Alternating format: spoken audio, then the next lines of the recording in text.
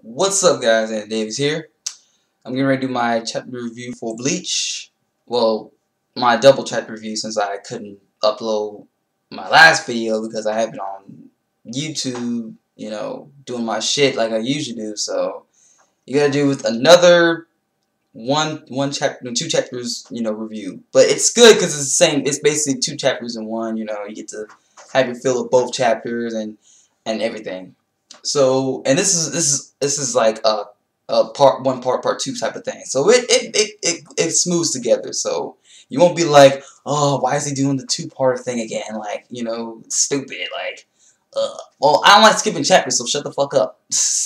Anyway, so this starts off with after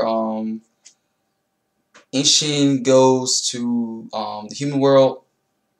Tries to find this hollow that's causing all this damage to kill all the Shinigami and stuff.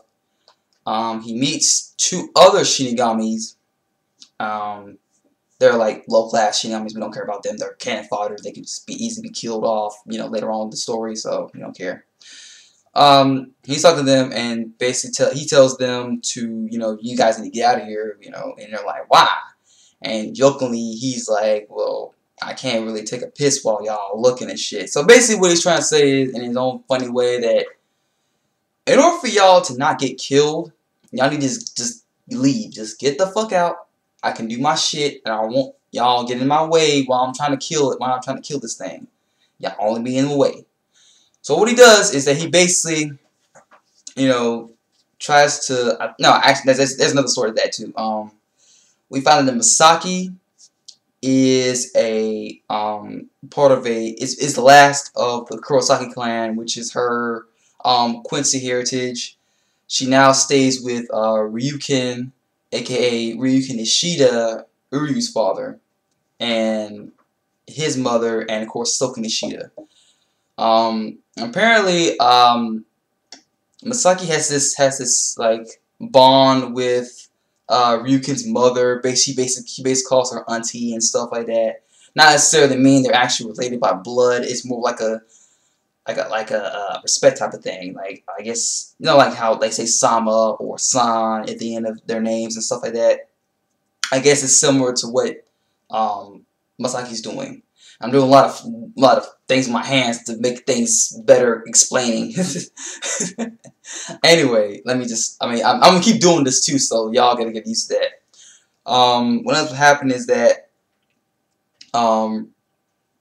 she's basically telling Masaki that you need to get a bit more on your training and stuff, and because you're the last of your clan, and that's the Sakis and blah blah blah, and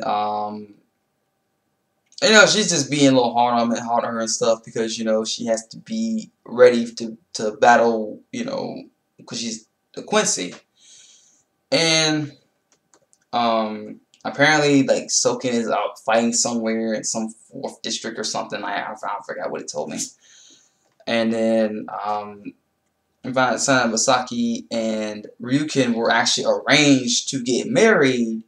And we find out because in the other part of the chapter, chapter 531, is that they want more purebloods. Since Masaki's a pureblood, and since Ryukin is a pureblood, they want to make more so they can hopefully have more purebloods in the Quincy's. That's simply because they don't want any, like, they have a distinct they don't have much good taste for half-bloods, which is kind of similar to what happens in Harry Potter with the Muggles and the full-blood purebloods and all that kind of stuff. Which is a very interesting concept where it's like, okay, so that's the reason why I kind of like Ryu. I can kind of see why Ryukin kind of doesn't treat Ryu like he should. You know what I mean? It's like he does care about him, but he doesn't care about him enough. I felt that I think maybe Ryukin had a baby with probably Katakiri, one of the my half-bloods, the maids that works at the Ishida Manor. I think maybe that's his. I think maybe that's him and hers and Ryuken's child, and Uryu's their child and stuff. I think that because Uryu's not a full blood Quincy, and he's probably like he's a Quincy, but he's not pure blood Quincy. He's only half. I think, or maybe a quarter, because because maybe whoever he had a baby with was probably half, or was probably human. So it, in turn, I guess maybe since they had that hatred, he's like, oh, he's not pure blood. I gotta hate his ass now. You know what I mean? He's not like you had to hate him, but he has to treat him differently. You know what I mean? Back to the story. We see a little bit of talking between Masaki and Ryuken, and we cut back to Ishin.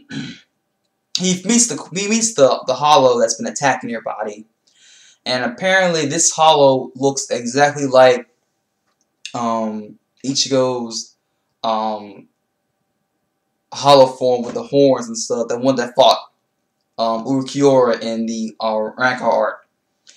So that's kind of connection. How that is, we don't know yet, but there is a connection between this hollow and what happens to Ishin and Masaki, and possibly due to what happens with Ichigo being born. One with these powers and how he looks the way he looks in his hollow form, and maybe it's how he got his hollow powers and his full-bringing powers. And then because in the next chapter, Masaki, oh that's right, the two Shinigami got killed in that last chapter. So we cut over to the next chapter, and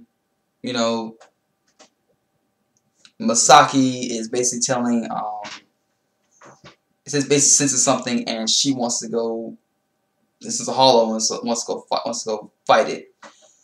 Ryuken tells her no because she's a pure blood and she does not need to fight and let the let the half breeds fight for them, and then they can step in. But they don't, because that's how they work. They don't want to waste any pure bloods in battle. That's kind of how they are. They're like the Nazi German version of Harry Potter. That's what most people are saying. I agree with them. This is some Harry Potter shit. So elsewhere, Ishin's having a difficult time trying to fight this hollow thing. It's not a particularly different hollow. It's like maybe like a Rancor / hollow, like not / hollow, but it's not a hollow per se. It's like an incomplete Rancor, and because the hole is it's covered with some kind of intestines or whatever. I don't know. It didn't look like it was a completely hollow hole in its chest. It looked like something was in it, and he decides that, and she decides, Masaki decides that she needs to fight. And I think she goes to the gates, and no, actually no. Before she left, she said to Ryuken that if she let the Shinigami die, she would not be able to forgive herself or look herself in the mirror, because that's how the person she is. She can't just sit by and let some person die when she could just help them. That's kind of the reason why she saved Ichigo all those years, after she died and stuff, because she wouldn't able to forgive herself if something happened to her son. And then she tells Katakiri to open the gates and prepare her reishi armor, which I'm curious to know what that is exactly. Is it like an actual armor, or is it just like a spirit reishi armor? And we finally get to learn what Ishin Zanpato command is. We know the name is Ingetsu, but we don't know what the command is or what its abilities are. We only know that it can use Getsuga Tensho. That was about it. And we finally learned its command is called Burn Ingetsu. And basically, it's not all that different. People were saying it's a 5-type Zanpato, but yeah, when I read the article about it, about the ability, it seemed like the reishi, it has a power of reishi on the sword, which means that it doesn't change its appearance, but it's very fluent in its energy wave on the sword and stuff. It's very visible. It could be a fire type, or it could just be maybe a trial error or something like that. Maybe it's like erupt or something like that. I don't know. I'm not sure.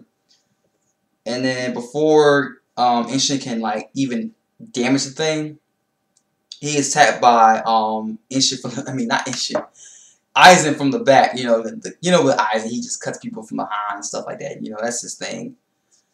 And then it cuts to be continued, and we won't find out anything else until chapter 532. So, you guys like the chapters? Did you guys enjoy them? I personally thought they were pretty interesting, but it seems like Kubo is trying to like, he's going at a pace. You know, he's not picking up. You know, he's taking his time with chapters, which I like.